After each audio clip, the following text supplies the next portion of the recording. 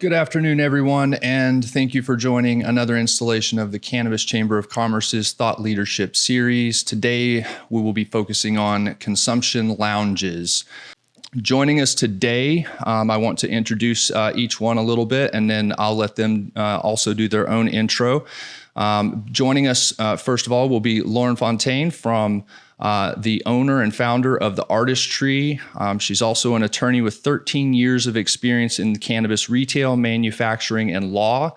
She currently serves as the Chief Compliance Officer and oversees the art and events at all Artistry locations. This also includes the newly opened Artistry Consumption Lounge in West Hollywood. So I appreciate her joining us today. We also have Stan Jakubowicz, who will be joining us. Stan is a consultant from the IE with more than 10 years of experience in the cannabis industry. He's been integral in efforts to revise local ordinances to expand safe access, and currently works with the West Side Collective and Lounge in Paris, California. Also on the panel today will be Maha Haq. She is the managing partner of Hospitality Group and serves as the director of strategy with Green Thumb Industries. She holds an MS in pharmacological sciences, concentrating on medicinal cannabis sciences and therapeutics. She has served as a researcher at the UCLA Cannabis Research Initiative and is the founder of Canna Club. And last but not least, we have Sarah Stewart joining us today on the panel. She is also a founding partner of the Hospitality Group and serves as project specialist of experience with Green Thumb Industries. She's a seasoned hospitality professional, having experience managing and operating two of the first cannabis consumption lounges in the United States. I appreciate each one of you joining us. Thank you and welcome. I'd actually like to ask each of you to just kind of briefly tell, we've got a lot of panelists, and obviously we want to keep this concise to an hour and allow a little bit of time for questions at the end. So in a relatively short amount of time, can each one of you kind of briefly tell me about your background and just really how you kind of got involved in cannabis lounges and consumption lounges in particular? Maha, you want to kick it off? Well, hello, everyone. I'm Maha. I'm up first, which is great. So the way I got exposed to consumption lounges was by participating in the West Hollywood license application period. This was a period between the end of 2018 and the beginning of 2019. I was doing so through a consulting firm based in Denver.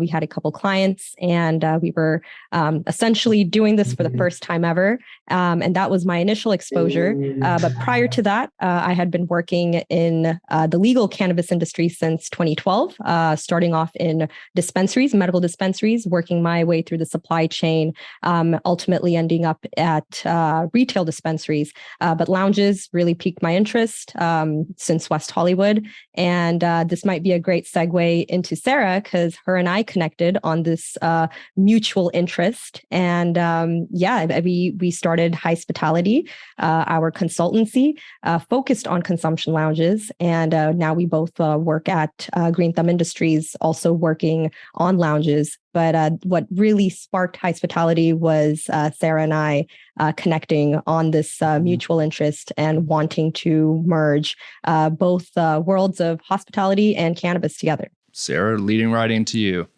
Yes, thanks for having me. I have been in hospitality for about 15 years now. I've really kind of done any and all hospitality driven roles, including busing, running, hosting, working major events. Kind of stopped drinking and realized this was a perfect opportunity for me to kind of dive into cannabis head first. I was at Tao for about 3 years before moving over to the OG Cannabis Cafe, aka Lowell Cafe, with 3 others from Tao Group.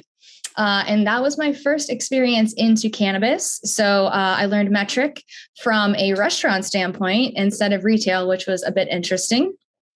And then since then, I did develop Hospitality with Maha, which is really an operational consulting firm that really helps create SOPs, protocols, licensing, anything and everything that kind of relates to cannabis hospitality merging together. Perfect. And Lauren, if you'll give us a little bit background. Sure. So hi, everyone. I'm Lauren Fontaine. I'm one of the owners of The Artistry. I've been in the cannabis industry since about 2009, and I am an attorney. So I worked as a corporate attorney before that. I started working with dispensaries in the LA area in 2009. And I partnered with the operators of several of those dispensaries in 2018 to apply for the West Hollywood license that Maha and Sarah had mentioned. So having been in the industry for such a long time and seeing it in LA specifically, we were extremely excited about the opportunity to open a lounge, and West Hollywood was really the only place around that was allowing consumption lounges at the time, and still is. And so we came up with our business concept centered around local artists and created the brand The Artistry. We applied and were lucky to get retail and consumption lounge licenses in West Hollywood. So we opened our Artistry store in 2019 and several other Artistry retail locations since then. And then this past April, we opened our consumption lounge in West Hollywood, where we do have a lot of art on display and performances and events happening every day of the week. So right now we are the only lounge currently operating in the LA area. There will be some more coming along. So that's how I got here. Thanks. And Stan. Welcome, everybody. I'm Stan Schkibowitz, consultant for Westside Collective out in Paris, California. 10 plus years in the industry. Basically working with the cities closely, especially the city of Paris, to change ordinances, get the legalization of the retail, cultivation, manufacturing, and such.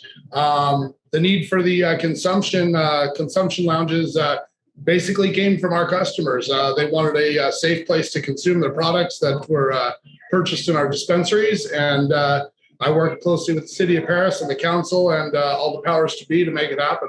Perfect. Thank you so much for the introductions. Let's jump right into it. You know, there was a mention just then that West LA or West Hollywood is one of the few places in Southern California, obviously Paris as well. But consumption lounges in general have been slow to get licensed compared to other license types. And I'm just going to throw this open to the panel and let you guys kind of, and we can take turns, but kind of wanted to get your opinions, having been through this process. Why are consumption lounges, why have they been the slowest license type to really roll out across the nation and in these jurisdictions? Yeah, I'll start the ball rolling. Well, the city of Paris here took us roughly a little over 3 years to get the ordinance through, simply because when we brought the retail ordinance to Paris, it did not have the consumption lounge in there as well. When you do obtain your C10 license through the state, you automatically have permission from the state to do a on-site consumption. It's up to the local authorities and your local municipalities to go ahead and allow that, approve it, and get the process through. And I don't believe a lot of cities know that. And it's more of an education process than anything that I've seen. Go ahead, Maha. So I would like to preface this by saying there's a lack of consumption lounge license types because there's a lack of retail license types in the state. So per the DCC, 62% of cities and counties in California do not have retail cannabis businesses. So it honestly starts with the retail business model and then eventually carries over to lounge. So if we're already, not keeping up to speed with retailers, then lounges aren't going to follow naturally. So there's a lack of lounges due to lack of retail. Agreed. And I think I could take that a little step further, which is, this is a brand new concept. And so with this, revenue streams are extremely challenging. A lot of people just really don't know where to go from here. And if you think cannabis has a lot of compliance already, adding in another step, which could be food, adds a whole new layer of compliance on top of that. Not only are you dealing, with cannabis compliance, now you have payroll with maybe two separate kinds of businesses, or you have, HVAC and you have the health department to deal with. So not only is it pretty expensive to get started. I think just really kind of, having a whole new concept come to life is going to cause some challenges as well with revenue streams and getting the concepts up and running. And Lauren, what has your experience been there in West Hollywood? I know it's been super slow to roll out there. Well, West Hollywood was quick as a city, and they are so progressive in general. And so they were like ready with open arms to embrace this lounge concept and really see it as an opportunity for them to position themselves as a tourist destination centered around cannabis. They're also one of the first cities to allow medical cannabis. So they wanted businesses in the city to open lounges, unlike most other cities who are still afraid of this concept. It's just a big unknown to people. They get really wrapped up in like what all the rules will be, how we control overconsumption, odor control. Maybe they're overthinking it even a bit, whereas people in the industry, we see this as a very safe, viable alternative to any other type of entertainment and on the same plane as a bar or a nightclub, no more dangerous than any of those businesses, which someone could open relatively easily. So now it's just educating the public and municipalities on why it's really important to have these lounges, because people do need a safe place to be able to consume, and that we can operate them at a really high standard and have something that's completely on par with a nice restaurant or a nice nightclub venue. You mentioned, one of West Hollywood, and West Hollywood gets brought up by almost every jurisdiction as an example. In some respects that's good, in some respects that's not always good, because West Hollywood is very different from a lot of cities and a lot of other jurisdictions. But I know that when consumption is often mentioned, it is mentioned in the vein of, well, we want to generate tourism, we want to bring people to the city. And I'm curious to know, is there anything that you all have experienced where consumption lounges are taking an active role with local community, whether it's the tourism department, the local governments, to facilitate this? Because I think there's a relatively reasonable argument that, some people would make that cannabis is, there's the old Jon Stewart joke, weed makes everything better, but weed itself might not be, or cannabis itself might not be the attraction that's going to draw people. It needs to be near other entertainment venues to really be maximized. What are your thoughts on this? I'll throw that out to the panel. We'll start with Sarah this time. This is interesting to me because I'm currently operating a lounge in the middle of the suburbs in Illinois. We pretty much built that location connected to one of the larger dispensaries in the area. It's been a bit challenging to kind of, bring in the locals. It's not walking distance. It's actually in an industrial zone. So really to know about it, you have to know about it in order to go there.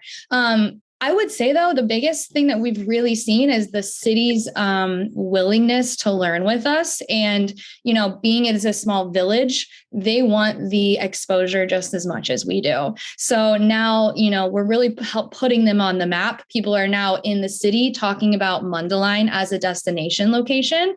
So I think that we're really kind of bringing people out of the city and into the suburbs for this experience. Whereas working in West Hollywood at Lowell, it was fairly easy, to get people in the door, and perhaps the tourism element was already there and active. So it is a little bit different coming into the suburbs and getting a little bit more creative with what that looks like. And as much as I wouldn't say we have a whole tourism sector created in Illinois, I think maybe just creating the destination alone is helping with the tourism. Perfect.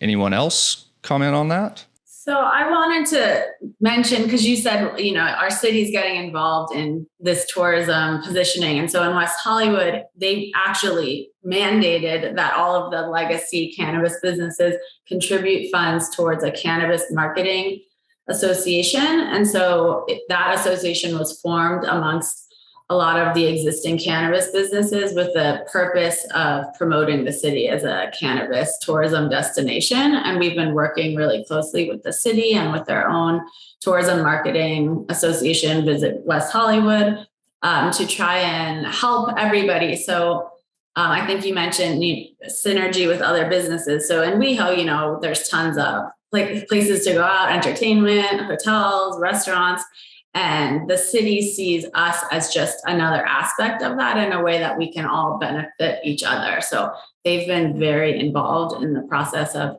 using the cannabis businesses as a way to promote overall tourism there. And Stan, I'm curious, you're in a much smaller market, similar to what Sarah might be referring to than West Hollywood. What's your experience there at the local level?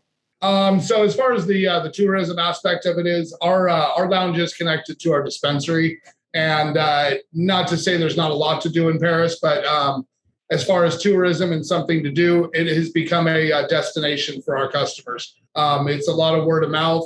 It's spread very quickly. And on a Friday or Saturday night, we have the fights playing. We have a lot of visual entertainment, as well as the vendors coming out and doing activities for our customers as well. So the city does appreciate it as a destination for people to come to. Awesome. And then Maha, did you have something? Let me get you. There you go. Thank you. Thank you for unmuting me. So one aspect of tourism I feel like that hasn't been mentioned yet is what Desert Hot Springs is doing. So Desert Hot Springs has the Desert Hot Springs Inn that allows cannabis consumption there. And, a lot of people do go to the desert, a lot of tourism there. So very interesting to see the hotel and cannabis consumption format. Of course, you have smoke-friendly rooms at hotels, but to see this on a cannabis level, of course, is another aspect, another level to cannabis hospitality and tourism. So I'm keen on whatever hotels start adopting that. There aren't any large scale hotels that have adopted that yet, but there are these smaller ones, especially in cities like Desert Hot Springs, which are in fact encouraging the cannabis industry to grow there. So I'm excited to see that and looking into the tie-ins with the hotel hospitality industry and cannabis consumption. That's good. I want to actually dive more into the business model in just a second, but first I want to ask, because I've recently had some experience where I had to delve into single serving products for a consumption event, and I was curious with your all's experience in the consumption lounges themselves, what are some of the more popular products being sold, and what is the development of those single serving products? How is that coming along? What are you seeing in respect to that?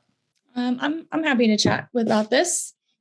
So it's interesting working for a company like GTI. We are an MSO, so we're operating in a lot of different markets. Early on in the Vegas market, as they're starting to implement lounges, we did see a lot of single serving limits for them as they're implementing these regulations into the future. And one of the big ones for them was that they wanted everything to be single serving, so you can't take any products home with you. We started implementing more single serving options in a market like Illinois to really better understand what this looks like and preparing for what we believe is going to be more of the single serving approach in lounges moving forward. A lot of in Vegas was that they didn't want the lounges to necessarily compete with retail dispensaries. Therefore, they wouldn't allow you to purchase an entire eighth at your seating. They would only allow you to purchase 1 gram per person per transaction. That also is a little bit of a headache. And luckily, those regulations have been changed. But the idea, I think, of single serving ends up being a little bit more, ends up being a little better than the actual single servings themselves in terms of packaging, having some of these companies create some of these items from scratch, or maybe going back to their cultivators and changing the way that they're packaged now and getting them to market in a different way is definitely going to be a big struggle for everybody. However, the fact that we don't allow for any kind of edibles and many of the lounges we're building has totally opened the door for low dose beverages. I know at the beginning of Lowell Cafe, there were some brands like Artet who makes an amazing cannabis beverage, but they weren't making them in cans. They were only making them in bottles. And that's kind of where we kind of early on started reaching out to them and just letting them know, these cans are going to be better fit in consumption lounges moving forward, and really kind of try to get behind those brands that we really love to encourage them to change some of their packaging to kind of fit better into the single serving, I guess, product that we're going to see in bars or cannabis lounges across the country. Sure.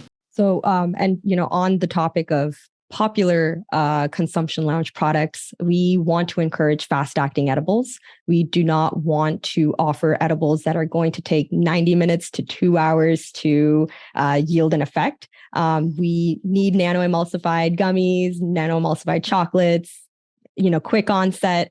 Otherwise, they're going to start feeling their high when they are being pushed out of their table. Just like any other restaurant, there's 90-minute table limits that are implemented in the consumption lounge. So if the person is getting high after 90 minutes, that's really not going to be safe for the consumer and really defeats the purpose of that lounge space. So we really want to encourage fast-acting edibles, discourage non-nano-emulsified edibles. And of course, other popular products are joints and also products that you can consume in these fun devices and pieces like Student Glass or Dr. Dabber. So there's a novelty behind the actual devices and the ancillary items and how they pair with the assortment, the product assortment that is offered. So if you have a Dr. Dabber, you can consume both flower and concentrates from a particular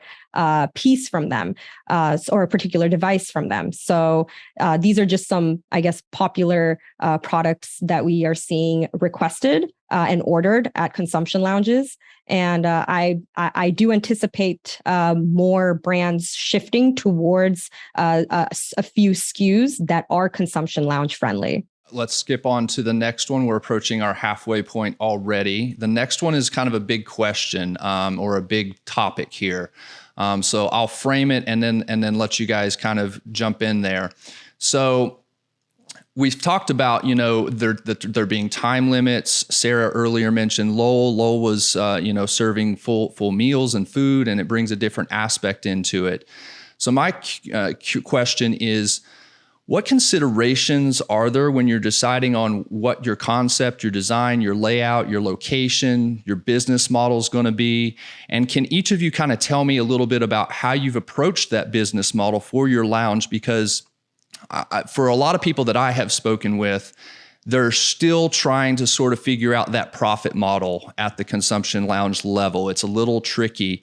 And I'm wondering, because I haven't, and I'll grant you there aren't a lot of lounges out, and I haven't been to many, but I haven't seen or heard many people kind of doing the Amsterdam model where they just kind of let people come in, you purchase some stuff to consume, and then you really make your money off of, the coffee shop stuff, the coffees, the sodas, the snack foods, the non-cannabis related items is where they really bring in, I think, most of their money. What approaches have you all taken when setting up and putting the thought into this process? I'll get started on this. So our dispensary has our lounge connected to it. We had some space constraints.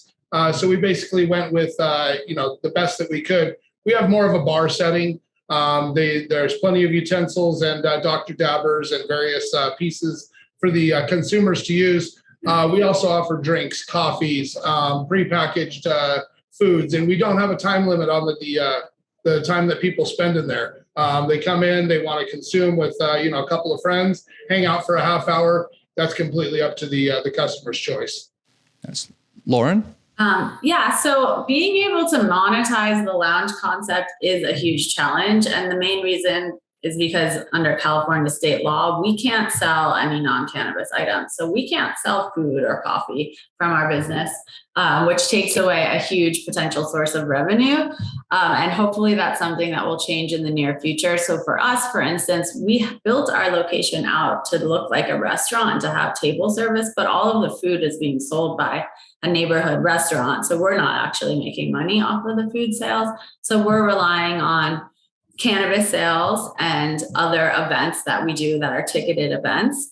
as a form of revenue. And we are also connected to our retail store. So we have a retail store on the first floor of the building, and then the lounge on the second and third stories.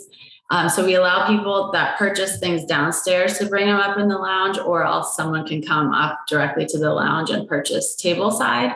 But we're learning here because we've noticed that the spends on cannabis products in the lounge are very low, because people will just buy 1 or 2 items or 1/8 to share with friends. And then it's like, how can we make money off of this person that's sitting here for an hour and a half and bought a pre-roll, or even, a pack of pre-rolls, and there's 4 of them. So we have been doing things like painting art classes where we can charge an entry fee, or yoga classes. And really with the hope of also the lounge just overall boosting the retail sales in the downstairs retail area. But it's definitely a challenge because of state law. And so this is something that hopefully will change in the near future. Out of curiosity, have you seen an uptick in retail sales at the store since the lounge has been open?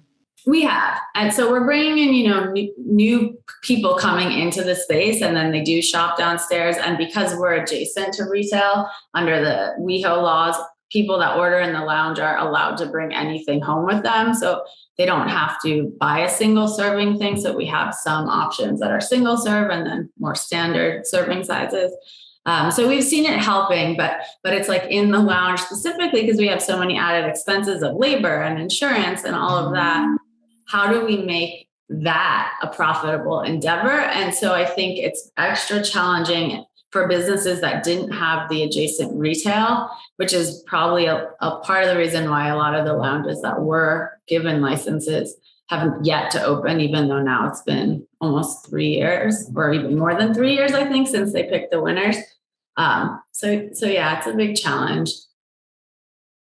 Just some additional considerations are device rentals, event buyouts.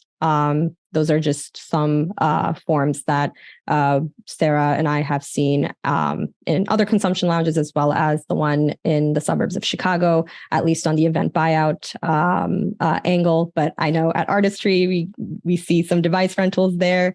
So yeah, just additional considerations for revenue. And it's also important to call out, cannabis operators operate on totally different margins than restaurant operators.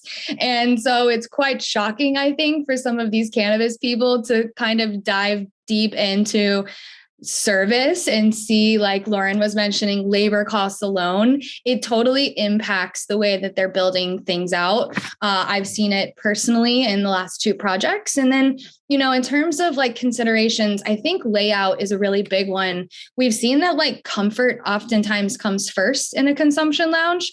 People want to feel safe and comfortable while they're consuming. It's a brand new environment for them.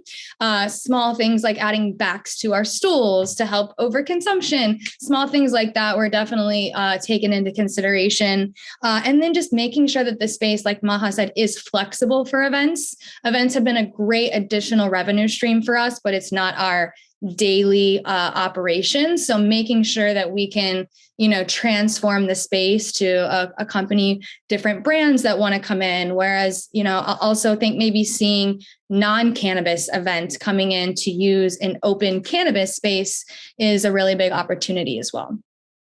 And real quick, I did just see a relevant question just pop in saying they don't charge you for cups at bottle service. So consumption lounge should not charge the customer for devices when they're buying high-end products. But when you really consider bottle service, you're being they're upselling the same bottle of liquor that you can get for $20. You're paying $1,000 for that. So that's how they're meeting the end on that. Whereas consumption lounges are not upselling you on the cannabis product itself.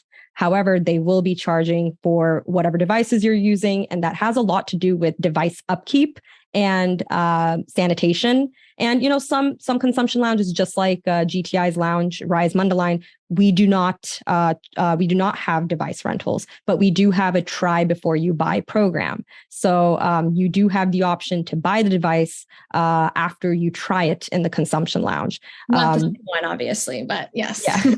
But to that point, clubs or bars, they are upselling on the actual product, whereas consumption lounges are not directly At this upselling time. the cannabis product at Because this time. Exactly. Lowell was definitely doing that. There, corkage fees, there was a tokerage fee. So there are creative ways of doing so, but to say or to compare a device to a cup in the regard of bottle service versus cannabis or bong service is, I would not equate that at all. Gotcha. So there was a mention there of putting seat backs on the stools to make people feel more safe and alleviate potential overconsumption. What are we seeing right now as far as safe consumption policies and with regard to like training and the policy on over-serving? I assume it would be similar to alcohol bartenders, but what are we seeing there at the consumption lounge level? Stan, you want to jump in on this one? Sure. Yes. So in my consumption lounge, we actually have dab tenders. So there is somebody assisting you in any of your concentrate consumption. Obviously, we don't need anybody helping someone smoke a joint. But with the stunted glass and any of the other devices, we do not rent those out. They're just an accommodation for our customers. My lounge is located in a fairly industrial area, so I'm serving the clients basically that work at Amazon, that work at Home Depot, all the warehouses. We're surrounded by warehouses. It's a blue collar city. And as far as safe consumption, it's just like you mentioned. They're bartenders, they're dab tenders. They watch what's going on. Anybody appears that they're over consuming, they're offered Uber. We have many different transportation services if they do need to be taken home. And it's monitored very closely. Someone comes in and it's noticed that they may be under the influence of anything else to begin with. It's just like any other bartender. You're 86, you can cut those people off, and that's the law.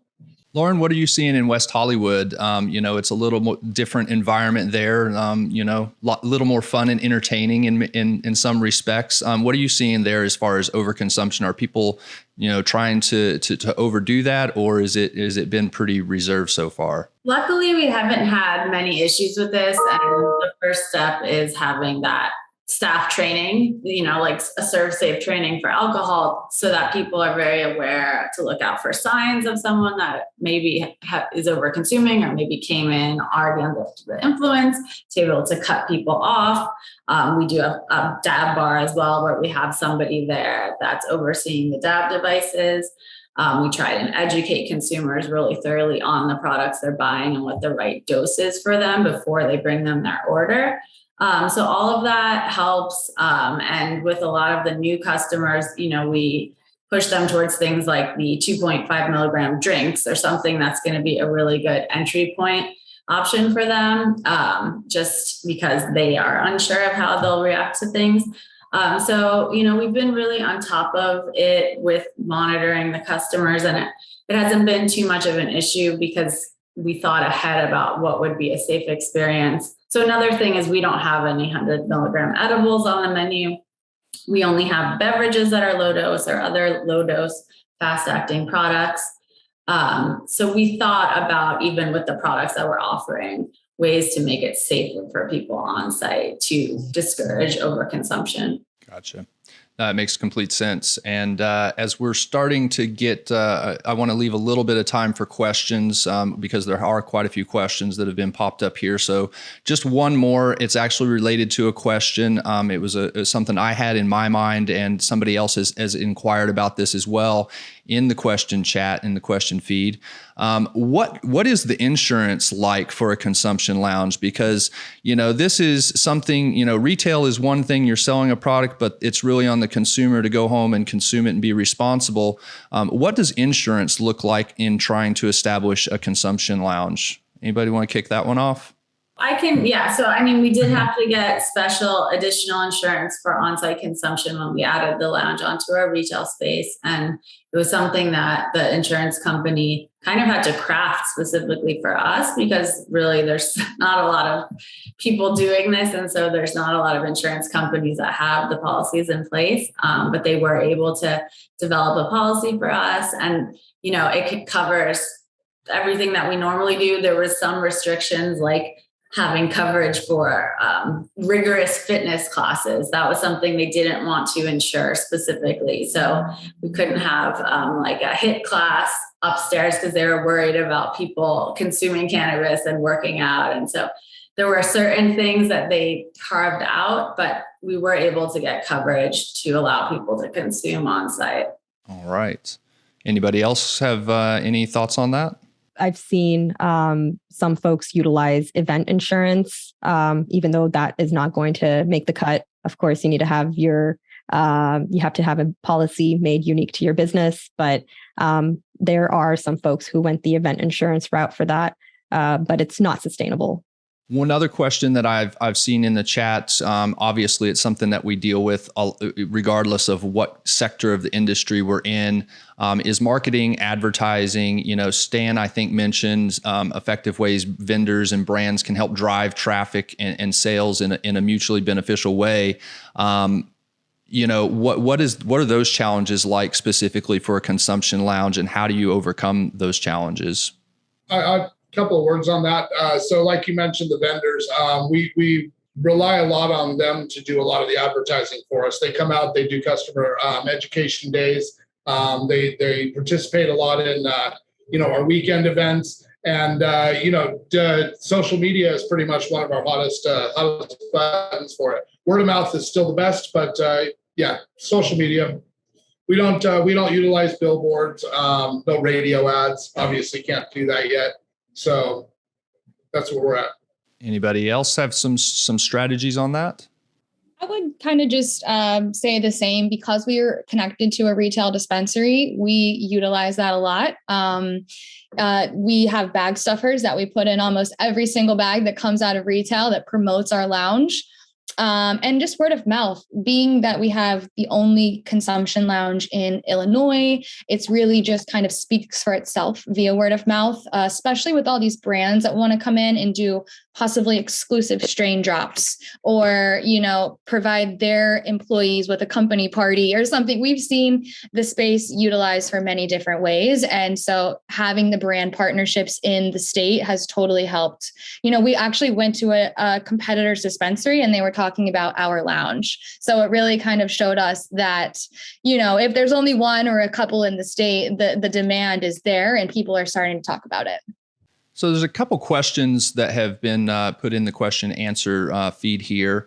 One is asking about, what about private consumption clubs like in Barcelona, where they charge a cover fee and then they can, sell other products as well. I'll let one of you touch on that, as well as, Sarah, you've got experience with Lowell in particular. Can you explain to people who might not understand how Lowell was serving food along with the cannabis? Because I think that's a misconception perhaps that people have. Sure. So Lowell was actually separated into 3 separate addresses. We had one for the food and beverage side, we had one for the cannabis side, and then we had one for the bathrooms because they had to be shared amongst 2 separate businesses. Technically, if you're a cannabis server, you cannot touch food and vice versa. So you do need to get a little bit creative with how you create these business models. Lowell started off having separate servers for food and separate servers for cannabis. That is really rough on your labor costs because you're kind of doubling up. However, it is, you have to get a little bit more creative with it when you do have 2 separate businesses operating under the same roof. We've seen those problems, even based on licenses. It wasn't like they could have just brought in a bunch of product to sell in their dispensary. Unfortunately, business models depend on licenses and not the other way around. So it was really the only way that they were able to operate at the time. And I think that will start to change a bit, like Lauren was saying, but it did. That model in particular is rather difficult. And I do think, I know one of the questions that we talked about earlier was, I do think that the retail model is absolutely critical in the success of a cannabis lounge. And I do also think that the food component is also critical. But some people are not going to get that lucky, because if you are connected to a dispensary, you have a whole series of compliance issues based around producing food in that environment. Oh, I just wanted to follow up on what you said about the private lounges, because here in LA, for instance, we're seeing a lot of things like Green Street, where people now, or Hazy LA, where they're creating their own places and turning them essentially into a lounge of sort, because they allow on-site consumption, and they can do that because it's a private venue. And so it's kind of like hurting businesses like us who had to go through this rigorous ordeal to get a license. We're paying these crazy annual licensing fees. You don't have to get insurance, all of that. Whereas if I had just opened, private facility and let people consume, that would have been much easier. So it's kind of interesting here, because it seems like places are starting to just go that other route and take advantage of the fact that because cannabis is legal, you can consume it in a private venue. Technically, they're not allowed to sell the cannabis there, but then there's ways around that too if you partner with some kind of delivery service. So that's something here where I feel like lawmakers really need to look at that and consider making it a lot easier for businesses to legally operate consumption lounges in the state, because otherwise I feel like more and more people are just going to open these lounges that are not licensed cannabis businesses, but can be operated as a private club. I see. That makes sense. Couple other questions here, talking about, you just mentioned delivery services kind of being a workaround of some of these things. I've seen a couple instances that, and this kind of relates to one of the questions in the chat as well, where, let's say vending machines with cannabis in them are starting to pop up. And I'm curious as to how your all's thoughts on how that's going to impact, or even if that will have an impact. Because I remember seeing this in the news when I was many years ago, when I was in Seattle, actually working in the industry, that this was going to be the next trend that happened. And it's really kind of yet to happen. But as Lauren, as you mentioned, I am seeing like some delivery services that are starting to try and use this model as a way to sort of get around having an actual brick and mortar retail store or consumption lounge. And then also it kind of related to this is, the idea of mobile lounges, these cannabuses and things like that. What are some of the thoughts that you all have on those, and how those may or may not impact the industry? So I think another question in here was about event organizer license too. So if you have an event organizer license, you have to partner with a retailer. Most of the times done with delivery if you're having an event that is not close or not on site of their retail location. So, some examples. So Outside Lands is a festival in San Francisco, and they have a designated cannabis consumption area called Grasslands. That was achieved through an event organizer's license, and they partnered with a delivery service. At times they partnered with Ease. They've partnered with Embark. So they're obligated to partner with a retailer, and that's how the relationship between a consumption event and a traditional retailer or a non-brick and mortar delivery service pair up in a licensed sense. So I wanted to throw that out there, because that is another form of licensed consumption establishments. And I kind of talking more about the mobile buses. There are a few in different markets that we've been working in. And for me, we're hospitality first, cannabis second. And that kind of goes along with sanitation and service. So when you're on a bus, you don't really have the opportunity to present all of these high-end devices to people and really give them the best consumption experience.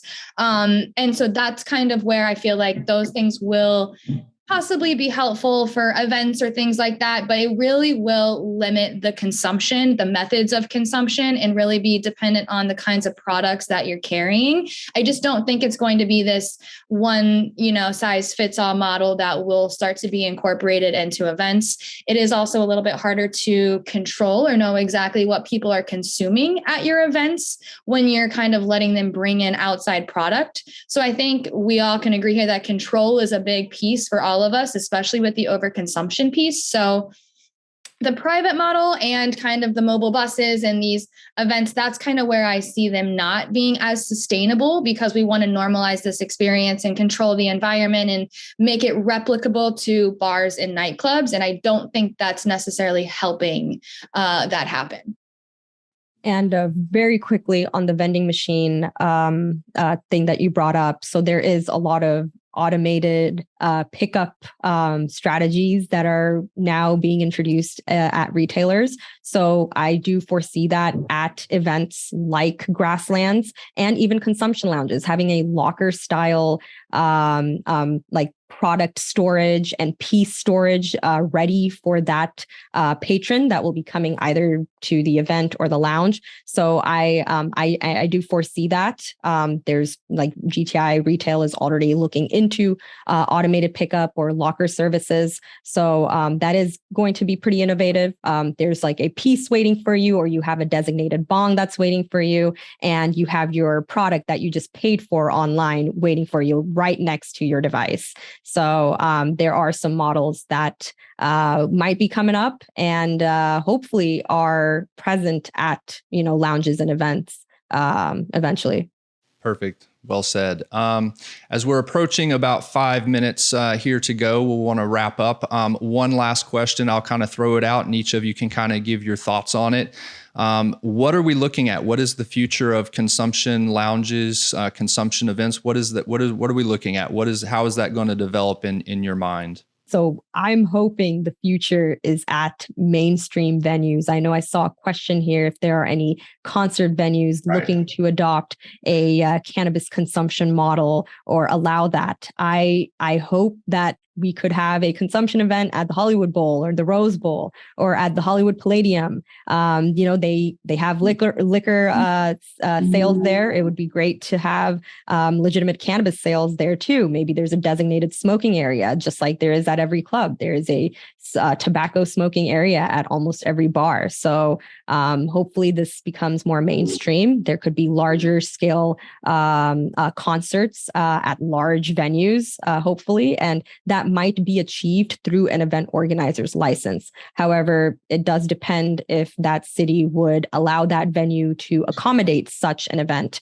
But I do foresee that, having an event at a stadium, just like Adelanto does Kushstock, hopefully that becomes more mainstream in larger metropolitan cities. I'm really looking to look forward to dispensaries opening up in a lot of the cities that are restricted right now and allowing the consumption lounges. Larger lounges, a lot more safer place for people to consume, and just a brighter future in that aspect. Yeah, I would say, I'm hoping there's a lot of places that open like us where it is normalizing the experience of being able to consume cannabis publicly. And this is a really great alternative for a lot of people that don't actually want to drink alcohol. And it's just a safer vibe. We have things like a drag brunch every Sunday. Our performers perform with us. Sometimes they're performing at other clubs in West Hollywood, and they all say they love performing at our location versus all of the places where people are drunk and sloppy, because the crowd is so much better. They're happy, they're engaged, people aren't crazy and drunk. And so this is something that I think, is a benefit to society as a whole. And we just need a few more to open. So I think people can experience what they can be like and how it is really a viable alternative to any other form of entertainment or hospitality. I would have to agree. I think less cannabis focused and more hospitality driven is kind of the future. I also think it's scary, but I do think there will be a merger of alcohol and cannabis into the future that we all have to be prepared for. I don't think it's going to happen in every single state, but I do think there will be certain places that do get crazy and start to mix the two together. And I do think that that's inevitable. So we shall see. Yeah, you say that like it's such an outlandish idea, and yet I think we've all probably been at a party where cannabis and alcohol were combined, and for the most part, in my experience, they seem to go okay. So we'll see what happens. I can tell you that to whoever's still with us on this. as we wrap up this discussion, it's something that the industry is definitely working on, is normalizing this, bringing it to major venues. And I think, you'll see this, as Maha mentioned, and with some venues that are not necessarily owned by the giant national corporations, Live Nation, places that are owned by them, they're going to be very difficult to have these kind of events until we have federal legalization. So that is a holdup for some of those venues, but I think you do see some of them that are starting to see the opportunities there. I wanted to thank everybody on the panel today for joining me. It's been a great discussion. I hope everybody that tuned in has gotten some good information out of this and some good benefit. As we close out today, I just wanted to remind everybody about our upcoming Bay Area event that's coming up on August 25th next month. It'll be our first Bay Area event in partnership with Supernova Women at Almanac Beer Company in Alameda. Again, sponsorships and tickets will go on sale this coming Monday, August 1st. And again, our events, they're really good. It's a great opportunity to come out, make a lot of connections, get some exposure for your brand, for your business, whatever it is that however you're involved in the industry. And then please tune in to thecannabischamber.com and check in there periodically. We'll have other events coming up in Denver, New York, San Diego, and a few more that are in the works. And if you like this content, again, please follow us on social media. You can check us out at LinkedIn, Instagram, Twitter, Facebook, and YouTube. On our channel on YouTube is where you can actually see a replay of this along with all of our other Thought Leadership Series episodes. And so I'd like to thank everybody again for joining us today, and I hope everyone has a fantastic afternoon.